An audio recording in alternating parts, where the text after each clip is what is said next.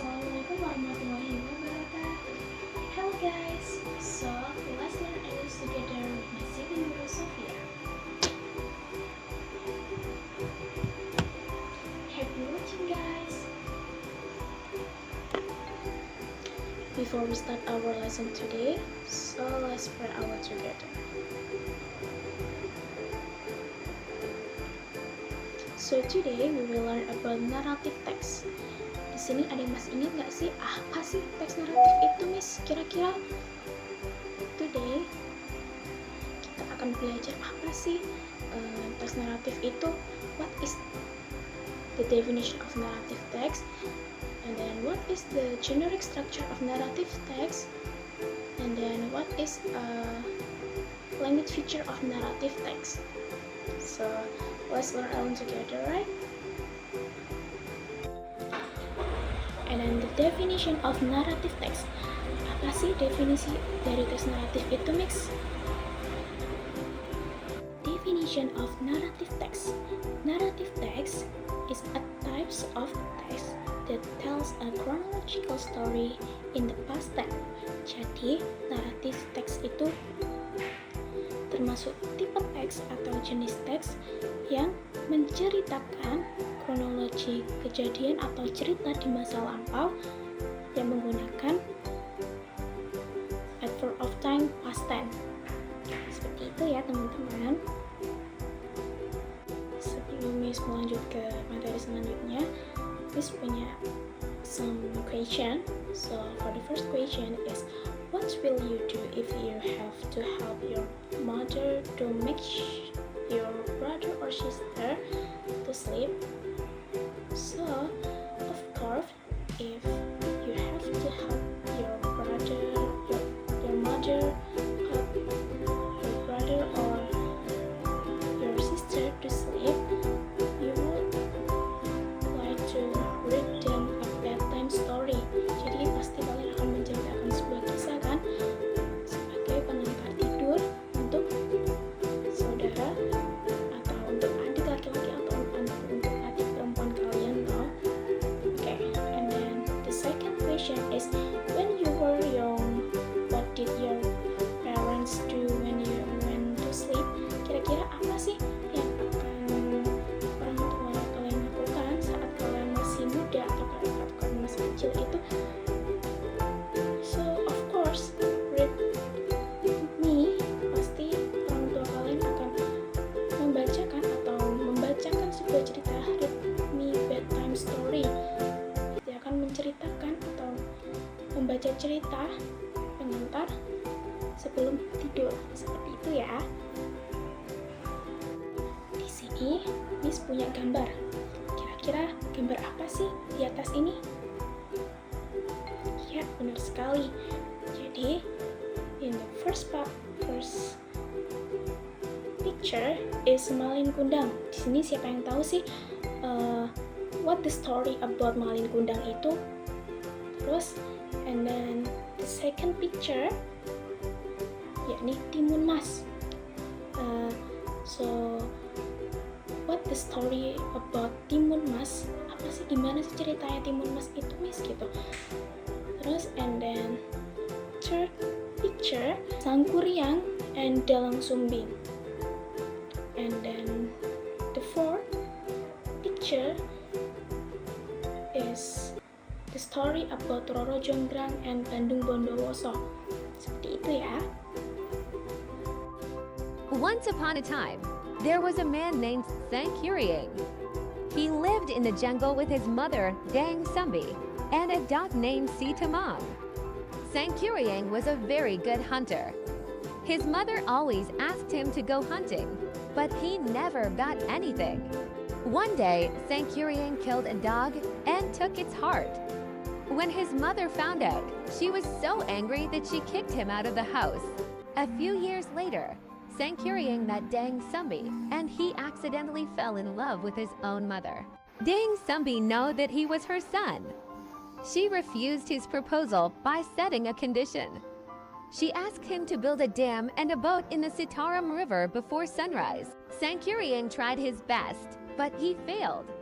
He got so angry that he kicked the boat and it turned into a mountain called Tangkuban Perahu. Kita akan ke slide selanjutnya, yakni what is the purpose of narrative text? Apa sih Miss tujuan dari teks naratif itu? So, the purpose of narrative text is to entertain the reader through the amusing story. Jadi, teks naratif itu bertujuan untuk entertain, yakni menghibur pembaca atau orang yang mendengarkan dengan cerita yang menarik, seperti cerita tentang legenda, fabel, and each others. Kind of narrative text. Kira-kira apa aja sih Miss jenis-jenis teks naratif itu? Oke, for the first is fairy tales. Apa sih fairy tales itu? Fairy tales itu bercerita tentang dunia peri, seperti Peter Pan, Tinkerbell, apa lagi ya? Intinya fairy tales itu berisi tentang cerita-cerita khayalan seperti dunia peri kayak gitu ya. And then the second is mystery, yakni tentang misteri atau apa ya, cerita tentang tells about the mystery of the story, jadi tentang suatu misteri atau masalah yang belum terpecahkan, seperti itu ya. And then the third is science fiction, yakni berisi tell about fiksi seperti Marvel, kayak apa ya, tell about the hero, Thor, Spider-Man, and each others. And then the fourth is romance. Romance itu menceritakan tentang apa sih Miss? Menceritakan tentang kisah cinta seperti Romeo and Juliet, terus Cinderella and the Prince, Beauty and the Beast, seperti itu ya. And then the fourth is horror stories, yakni menceritakan tentang kisah horor atau kisah kejadian yang menyeramkan atau menakutkan, atau bercerita tentang kisah hantu, seperti itu ya. And then the sixth is adventure stories, yakni berisi tentang cerita petualangan seperti bajak laut, the Viking. And then the seventh is fabels. Fabel tell about animal. Jadi fabel ini menceritakan suatu cerita teks naratif tentang dunia hewan, seperti itu ya.